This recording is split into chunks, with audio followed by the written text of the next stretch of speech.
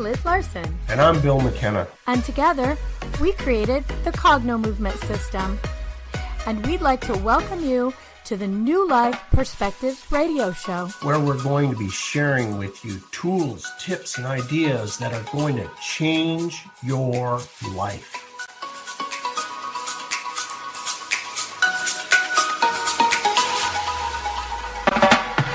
Hello in UK Health Radio Land. I'm Liz Larson, and I'm here with my friend, Bill McKenna. Good to have you back, Bill McKenna.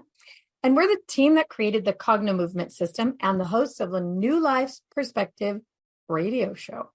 And I want to thank everybody who gave us their feedback on the Righteous Depression episode 2 episodes ago. If you haven't seen it, go back and watch it. This was a term that flew out of my mouth just to describe how some people really want to hold on and defend the reason that their energy is low.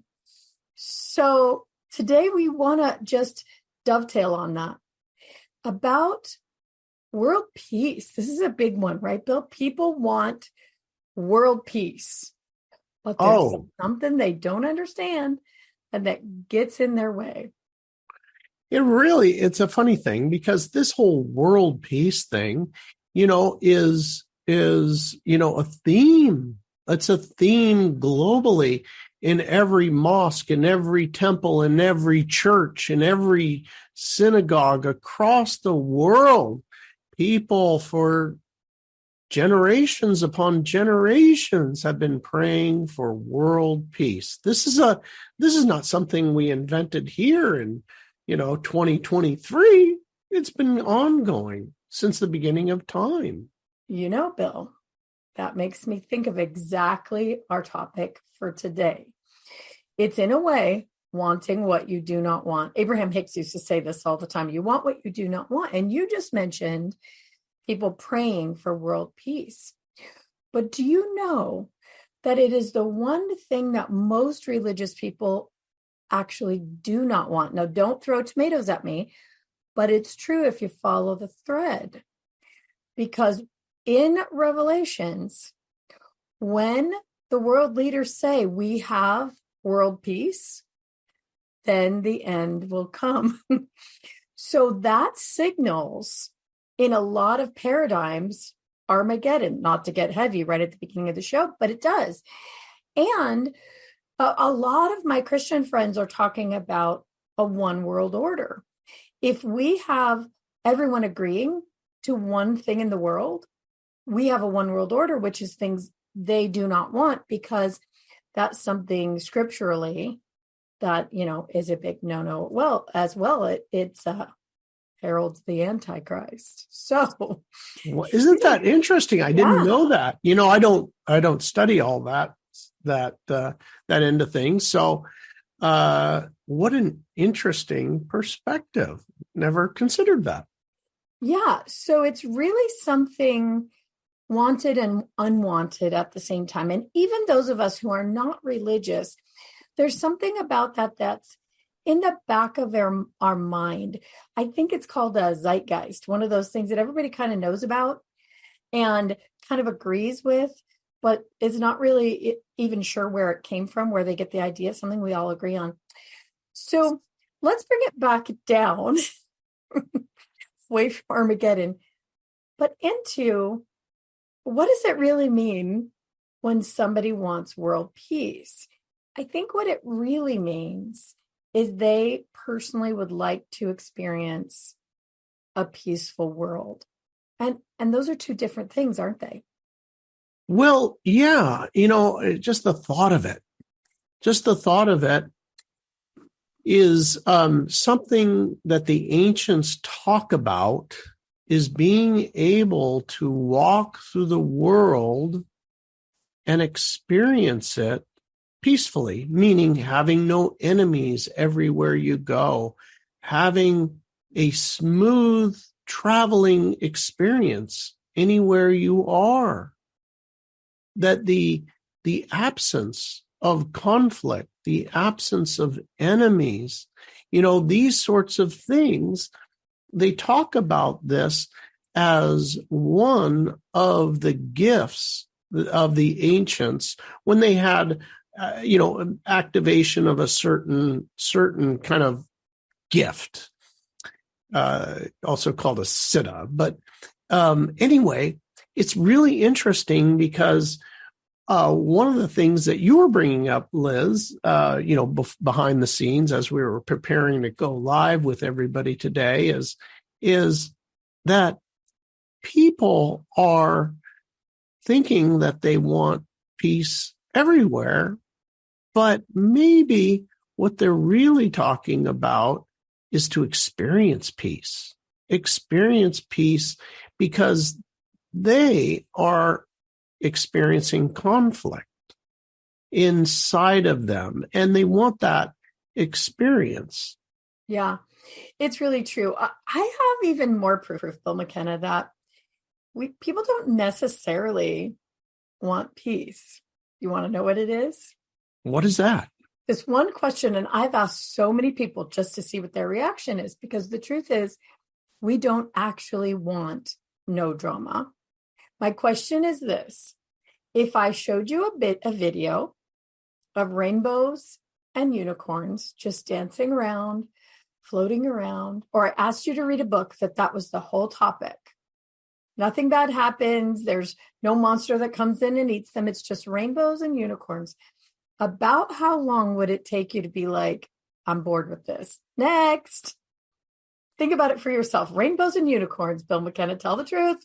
Well, gosh, Liz, when you said all this, you were saying, it was like, wait, nobody wants peace. Nobody really wants peace, really wants peace because of, this, wanting of drama. And my first reaction to it was, okay, Liz, she's gone off the deep end now. That doesn't make any sense, right? Well, when you framed it out for a minute and, gave me the opportunity to say, wait a second, it's rainbows and unicorns, and everything's mellow and everything's peaceful and there is no problems anywhere.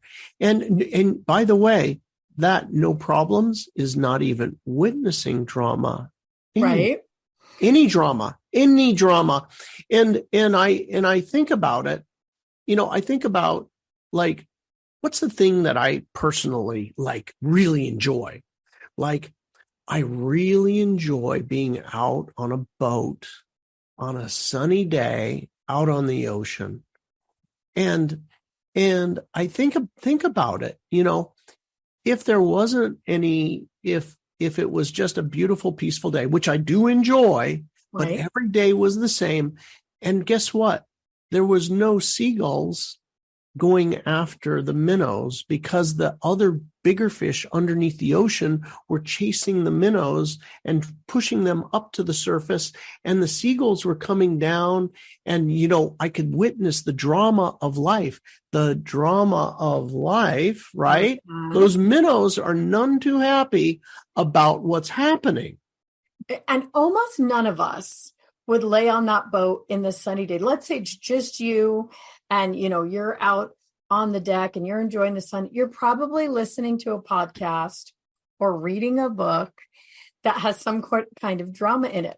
Even if you think about little children, so they have these shows that are for, about 6 months to 3 years, like baby shows.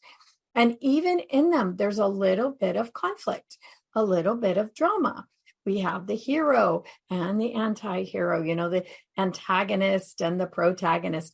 And there's a little problem and they learn how to work it out, right? Even babies would get bored with just like a butterfly flying around after a couple of minutes. So we watch crime drama. We read novels that people are cheating on each other, right? We want to hear a story where there's, some kind of a conflict and people work it out. So the truth is, we really do like ourselves a little bit of excitement, right? I think what people are really saying is they don't want the kind of trouble in their life that's really painful.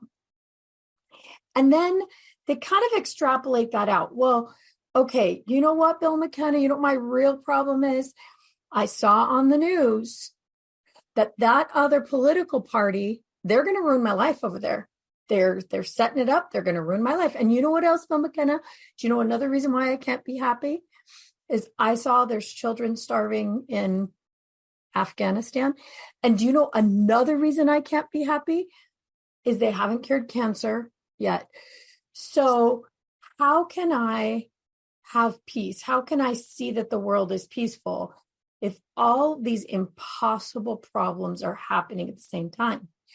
So what I think people are really saying is, how do I actually feel comfortable in my own skin, in my own life, and not feel as though I'm going to be killed or my family's going to be harmed or I'm going to lose everything right now? What do you think they're really talking about? I've never really thought about it, Liz. I mean, you brought up the most interesting of points. Welcome to my dream. Yeah, it's amazing, isn't it? But I look at, movies, right? For example, everybody likes the movies, right? Guess what? Every movie has one thing in common. Did you realize, and I know everybody listening to this, what do you mean every movie's got one thing in common? Something goes wrong. Yeah. Something goes wrong. Every movie you've ever watched, if you go back in time, even to when you were, watching the Disney movies, something goes wrong. It's not interesting until, something goes wrong. You need that. And so your point is, very much dead on for all of us. All of us in our lives, we desire it. And isn't that the irony?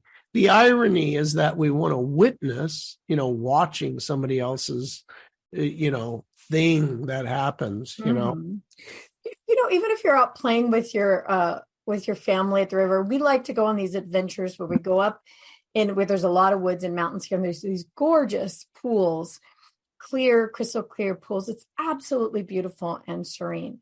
But dang it, if my husband isn't threatening to push somebody in when they're not ready, or somebody's getting splashed, right? Or somebody comes up behind somebody else and scares them, even if it's a laugh that you get, that's still a little bit of drama, right? Right. Yeah. You really will sit there and really notice the beauty and just take it in and be quiet and contemplate for a short period of time before you either fall asleep, and sometimes that happens, or look for something else that's going on, like you said, the seagulls and the minnows. So it's funny, and I think it's a really good point to think about what you really want. Some people know what it is they really, really want, but most people don't. They don't really understand, what does it mean for me to be peaceful, to be happy, to be joyful, to be satisfied in life, just satisfied. Like, okay, this is all fine. Everything around me is fine. We don't even want to stay there for very long. Even if we're satisfied, we look for another goal, right? If everything's okay now, I'm going to head towards something else, something new, something more exciting, something to get myself going, which creates risk. Again, we start the pattern all over again, right? Exactly.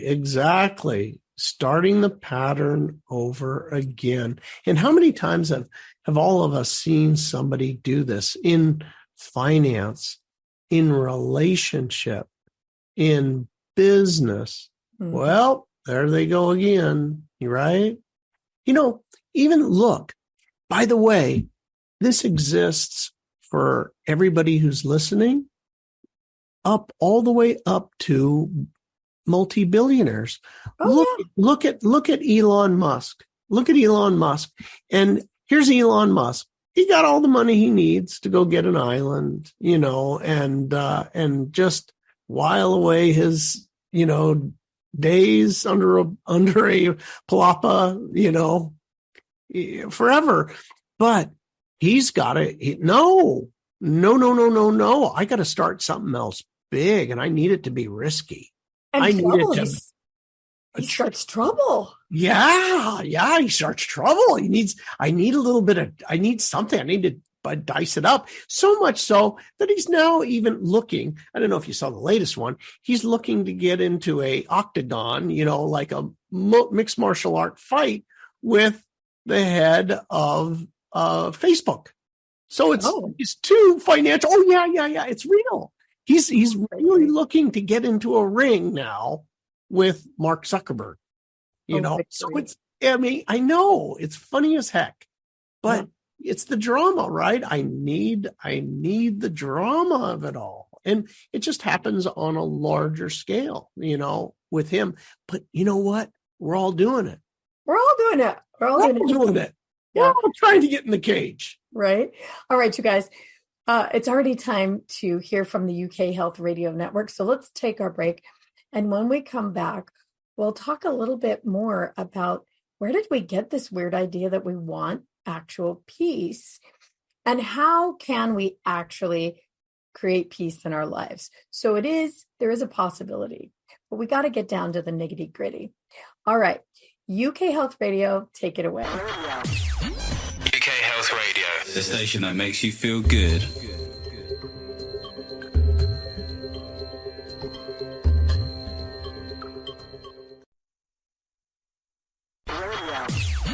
UK Health Radio, the station that makes you feel good.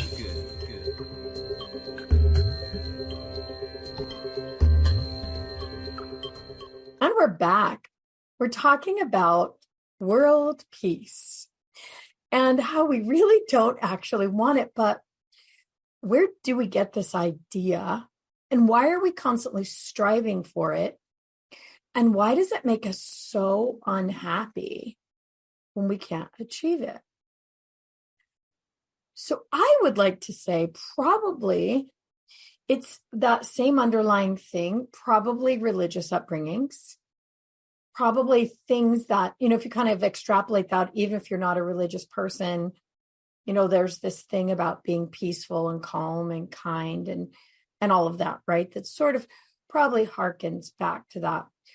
And our marketing, our advertising, we hear it from society. What you want is peace. And I think we've established that might be a little bit of a lie. It's the strangest thing, now that you brought it up, it's kind of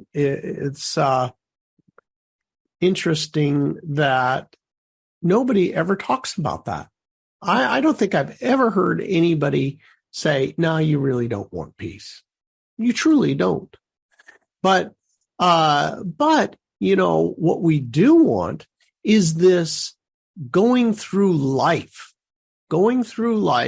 without having enemies, with our lives and our interactions being smooth and effortless and prosperous and fun and these sorts of things. So there is a method to get there. And the method is really not very obvious at all, because all of us look to the external. And what do I mean by look to the external? Well, I would say that if you find yourself driven to start a business, to be financially successful, maybe you find yourself driven to have a large family. Maybe you find yourself driven to any sort of accomplishment of any kind, right? You find yourself kind of on that mission, externally creating something in the world. Then we have looked outside of ourselves, literally outside of ourselves, in order to attempt to get a feeling. It's very, very interesting, I find, that if you break down whatever you do, whatever it is that you listening do, you'll find that you're trying to get a feeling. You're trying to get a certain feeling. Yeah, let me comment on that really quick, Bill, because this is really, really important what you're saying. It is a feeling that you're looking for. And I think we have to get specific about what kind of a feeling. So we were talking about righteous depression last week. Well, we also have our righteous wars, right? Think about the feeling if you've ever been around a group of women who has somebody that has pissed them off, right? They have a righteous war against that person, and they're looking for a feeling of, we're all together in this fight. We watched the Guardians of the Galaxy the other night. You know how they have the group, the pack, the warriors, and they slow it way down, and they all have that real cool walk, and they're sort of yeah. What is the feeling I think we get when we have a righteous war against somebody? Somebody's ex-husband is doing them dirty, and they're the person we are against, and we're all doing that slow motion cool walk. Like, there's a feeling in that, right? I didn't know. You know what? I guess I never looked at it that way, but I'm surrounded by, a lot of females. I got 8 sisters, mom, and I got, anyway, a lot of women, but it's funny because I never looked at it, but you're right. I mean, when it's on, and it's on, and they're all in together, moving in a certain direction. Well, even if it is, I'm against child trafficking, or I'm against, racism. It's a righteous war, and you got that feeling like I am a bad, beep. And I am, you got the slow, cool walk, and we're in this thing, and we're going to go for it, right? It's a righteous war. It's a righteous feeling in the body towards a fight. It's not exactly inner peace. It's just not exactly inner peace. So we have to really be careful when we consider, what do we really, if we're actively looking for peace, what is the feeling? What specifically do you want to feel? So is it a flat line, neutral, or do you want to feel just generally pleasant, satisfied, happy? Or do you want to be like, forgive this word because it's a little bit rude, but balls out happy, having a great time? Like, do you want to be on the Girls Gone Wild boat? Like, having a great time? Like, so how specifically do you want to feel? And this becomes very poignant when you consider the work that you and I do, Bill, because this is everything we're talking about. What is the feeling that stops you? And what is the feeling that gets you moving forward? Now, that slow motion superhero walk, that gets you moving forward. Right. Peace. Is it that you want to sit in a conversation with someone who talks about the things that really get your mind going, and you're working on ideas, and you're excited about possibility? So for me and my body, that feels great. That feels like peace, but it's also excitement, and there's no war in it, right? There's no war.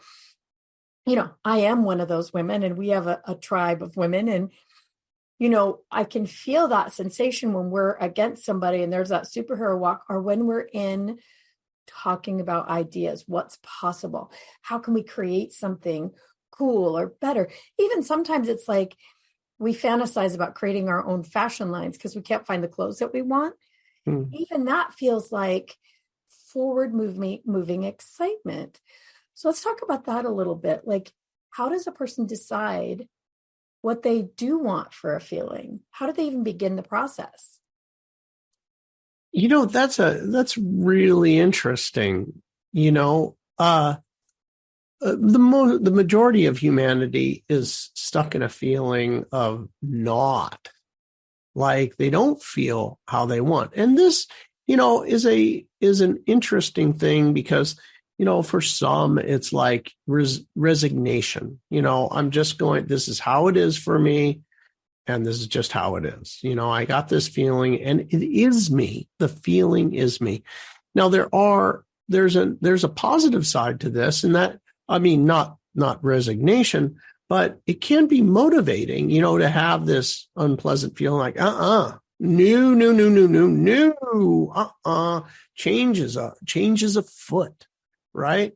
I'm going to leave this person. I'm going to quit that job. I'm going to start that company. I'm going to do whatever, right? Yeah. You know what? I have a little story about that. I knew people, and I'm a keen observer of people. That's one of my side hustles that kind of has helped us in this whole business, right? I'm a keen observer of people. And I noticed people who would, in their relationship, start a fight so they could have a feeling. It was a way to create emotion. They'd long since passed that phase in their relationship where they felt elated, and in love. So they would start a little war. So they would have a feeling, they'd start a fight. Sometimes it was an unholy war. And then, they could make up again. Right. And I watched it again and again and again. And I realized, these are people who don't actually know how to create a feeling of love and desire and passion without a fight. So we're talking, when we're talking about this, you really have to consider that. Like, what is the motivation in the feeling and where does it go? And in that one, it kept a couple interested and together. Like this one couple I can think of specifically, but I've known many, we'd all go out and we're having a great time and having some drinks and dinner and couples nights, and inevitably they'd start a fight every time. And I kept thinking, what are they doing? Why do they bother to go out? Until I realized that they were trying to create that intimacy through a war.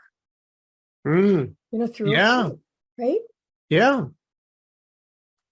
There is something to that. I know that people are listening right now and they're like, oh boy, I got one of those, right? Where they need to create a conflict. There is nothing happening. And it's like almost like a compulsive need to create something out of nothing because they aren't getting it. Huh? It's a righteous war, Bill McKenna. It's a righteous war, right? Yeah. Yeah. It's not very fun being on the other side of that, but I think it's really kind of a need. Like they're not aware that there is a feeling in their body that's generating this need. No, I shared with you something I'm always telling on myself. You guys know this, but it's an evolution in understanding what does it mean peaceful for you? What is the feeling? What do you actually want? What are you trying to accomplish? And most of the time we don't even realize that we're doing it. Like those couples don't realize that's what they're doing. They just think their partner's doing something wrong and it makes them mad and, and they go about their business. But one thing that I realized was, my husband, he would irritate me about this or that, how spouses do, especially you men, Bill McKenna. And I noticed that my irritation had a shelf life. I don't know if I told this story before, but, it would be a period of time where I would be annoyed. And my husband kind of learned that if he left me alone, I would get past it, because he was always nice about apologizing or whatever, sorting it out quickly. But my body wouldn't process that emotion out quickly. So maybe I'd be irritated for a couple of days.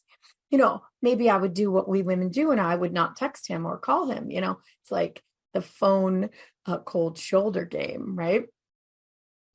But I would in my body feel annoyed still for a period of time until with Cognomovement, our tool, because we can change these sensations, I could get myself to neutral really quickly.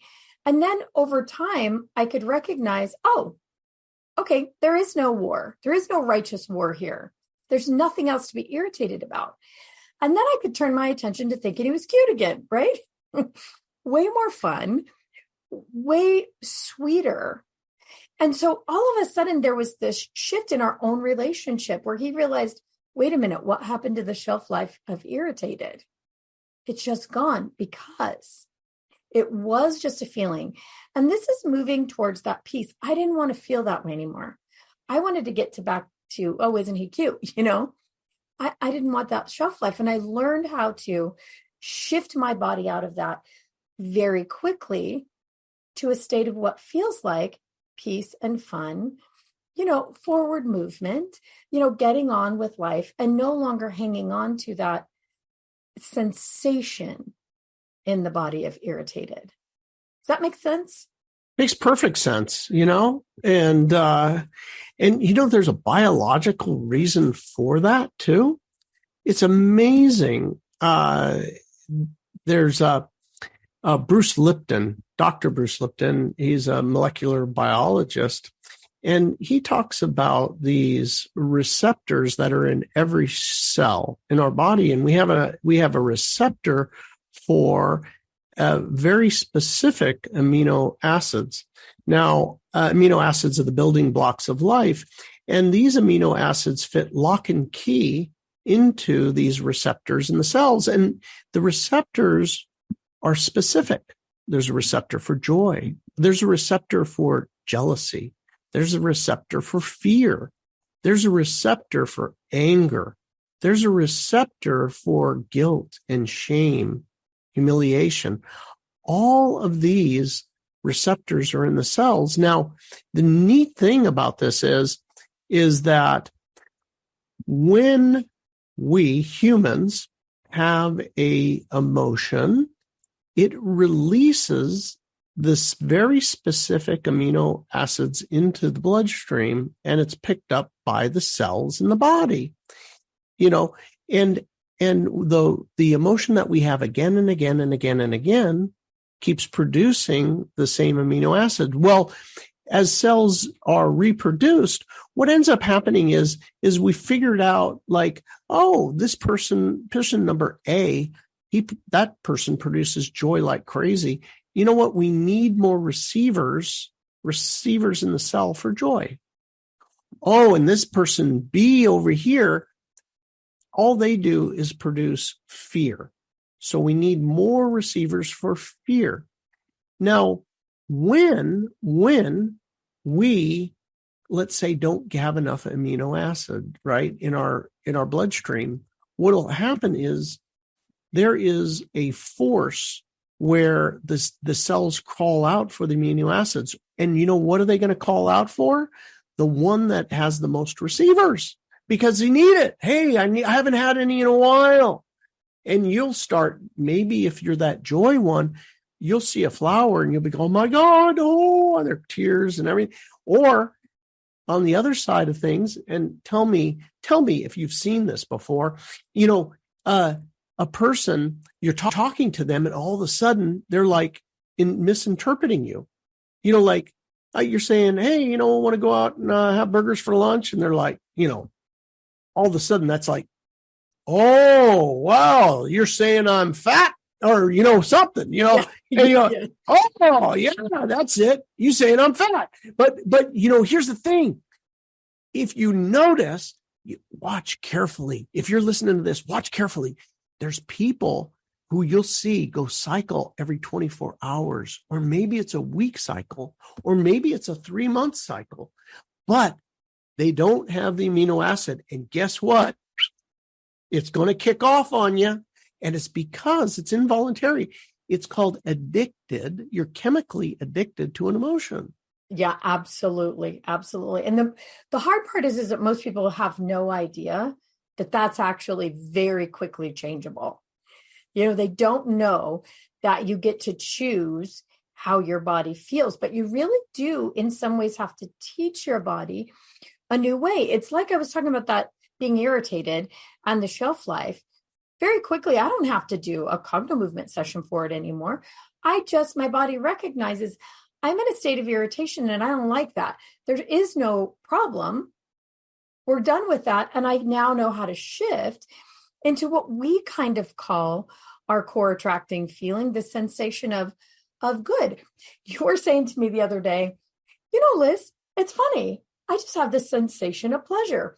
We now know to point it out. Like, I just feel good for absolutely no reason, because our bodies have started to convert to being more comfortable in that state and much less comfortable in the states of irritation, anger, fear, pain. We recognize it almost instantly, and the body's like, ew, I don't like that. We've converted into having far more receptors, creating far more dopamine around everyday average stuff, like a meal. We all went for a business meeting. We were down in San Diego to this place called the Morning Glory. It's fabulous.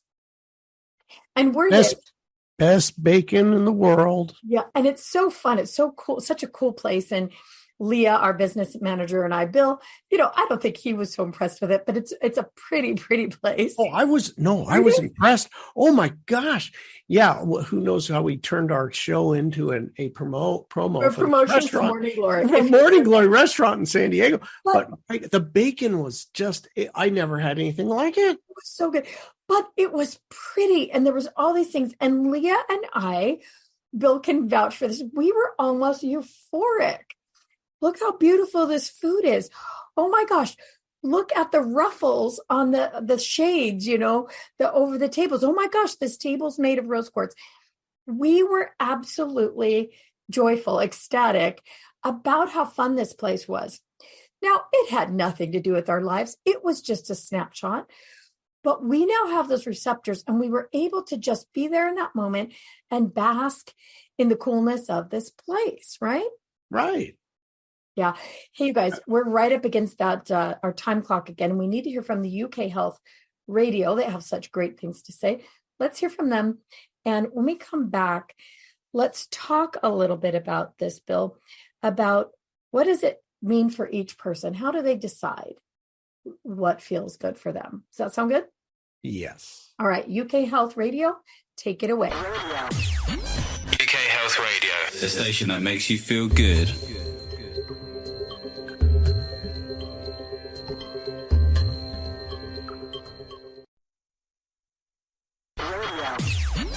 UK Health Radio, the station that makes you feel good.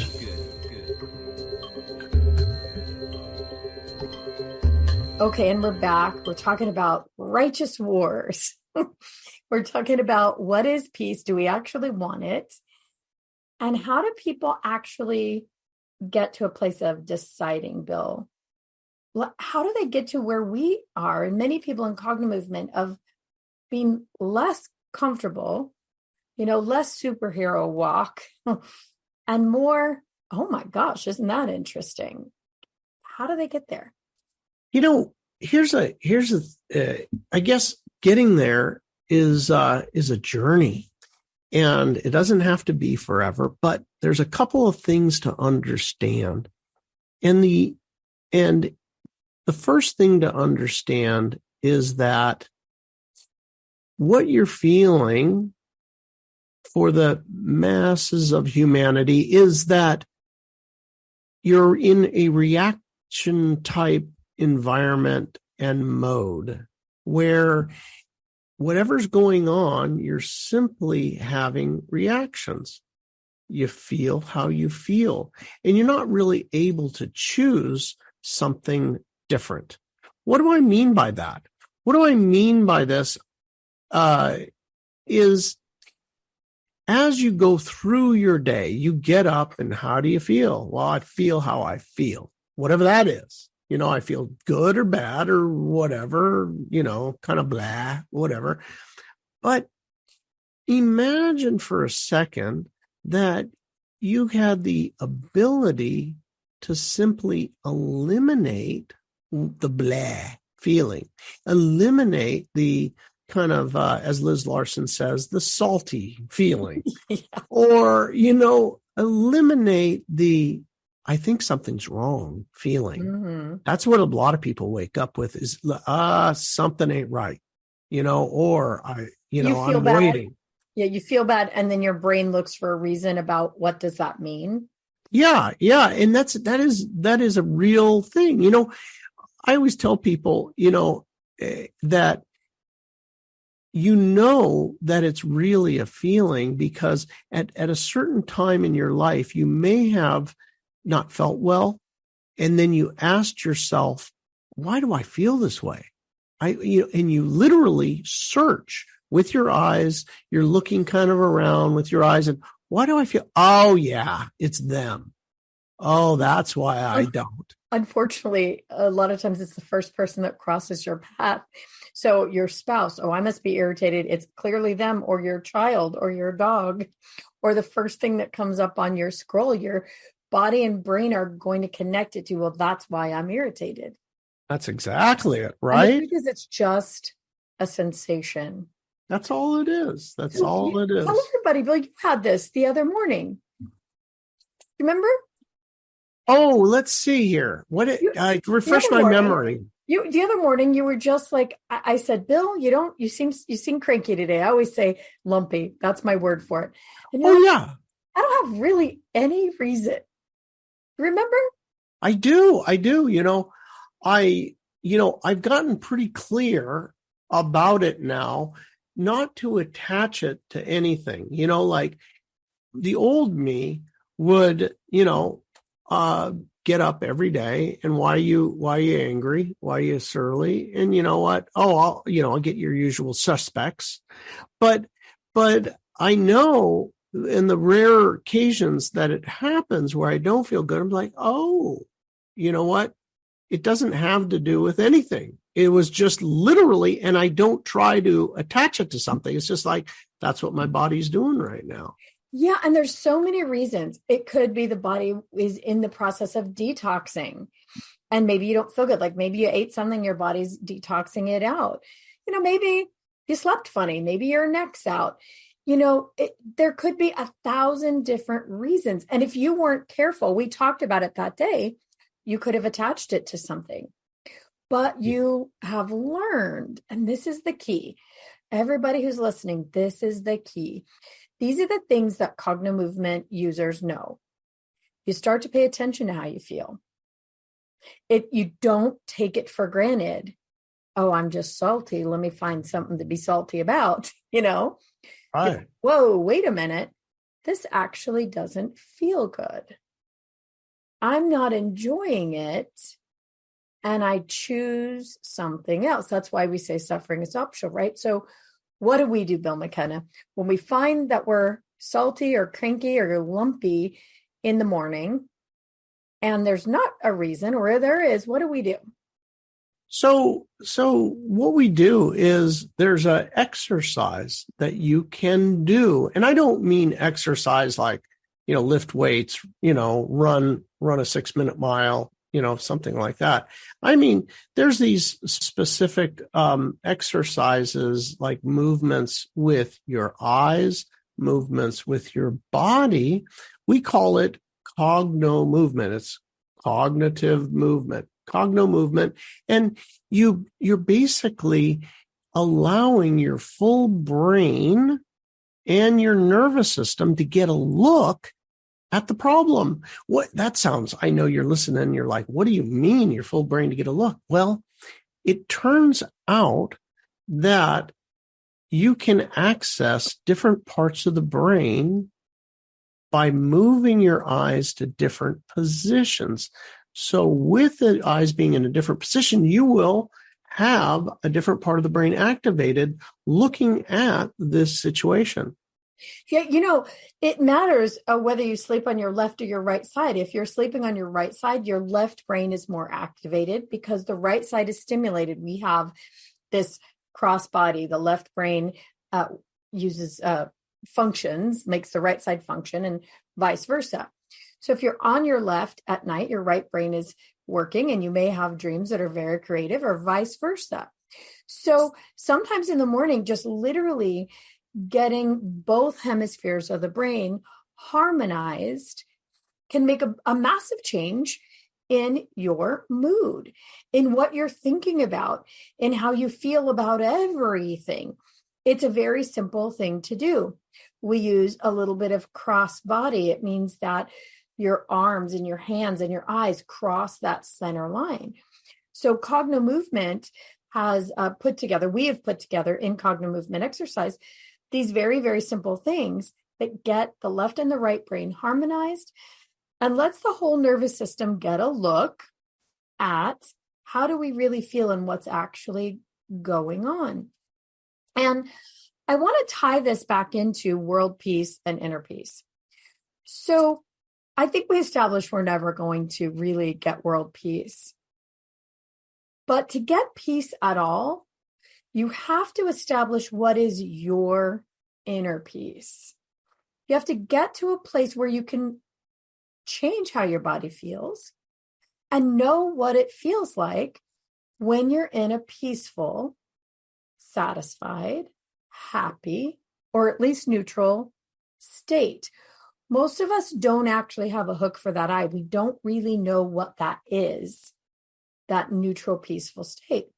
So for me, Bill McKenna, it's things like being able to go out on our adventures in the woods and really just be there, just be present with my family and enjoy the flora and the fauna and the fun and not have my mind constantly pulled back to what do I need to do? What am I not getting done? What problem needs to get solved?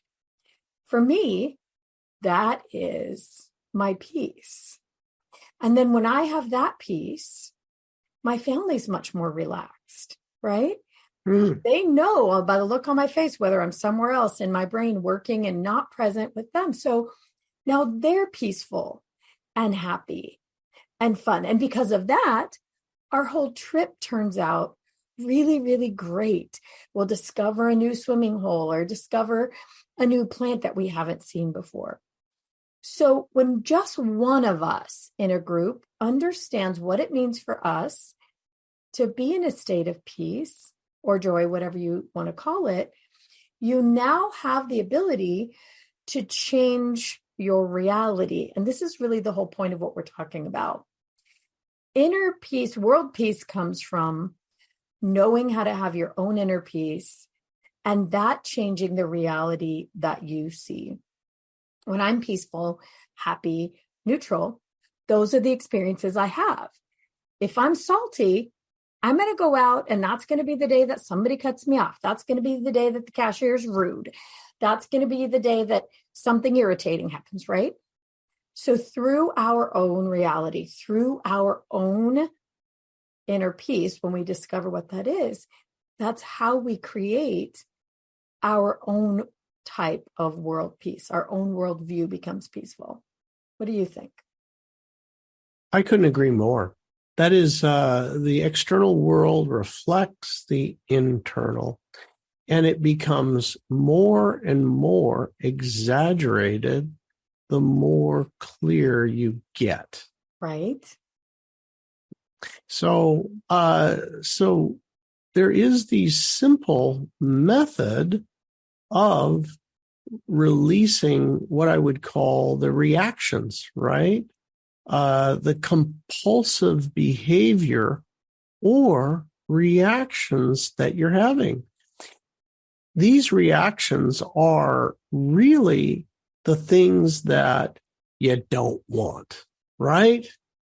You're taking control of the unwanted so that all of the wanted can just naturally emerge. Imagine that. I no longer am jealous. I no longer am fearful. I'm no longer angry. I had a funny one that I shared with Liz today. I got up this morning and I was like, it hit me. Because I was going about the business of, doing little chores, and the chores were happening extraordinarily easily. And I said, Liz, it's quite amazing because I typically would make a big deal out of nothing, like turning off the heater, because I had to climb under the house, and I would make a whole big deal out of it. And then, it was like, because I had processed a bunch of stuff, I was like, oh, Bill, I just went and did it. And I was kind of laughing at myself. It's like, I no longer have to make a big deal. I just go in and it turns out, okay, it's done.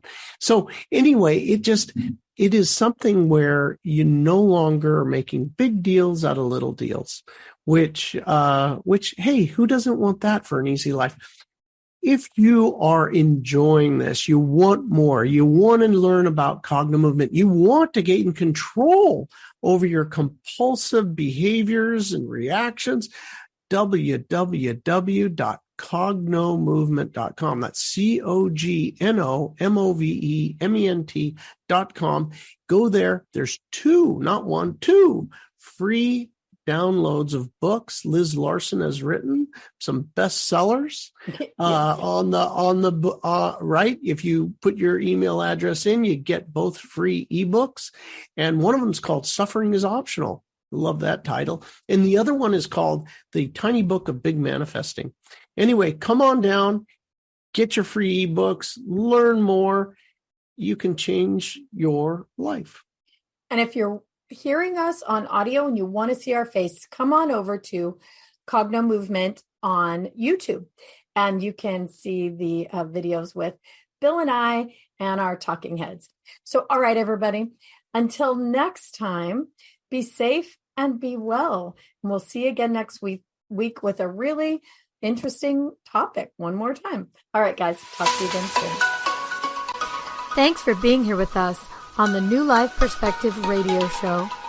For more information or to find out more about the work that Bill and I do, please visit us at cognomovement.com or email us at info@cognomovement.com. See you again soon.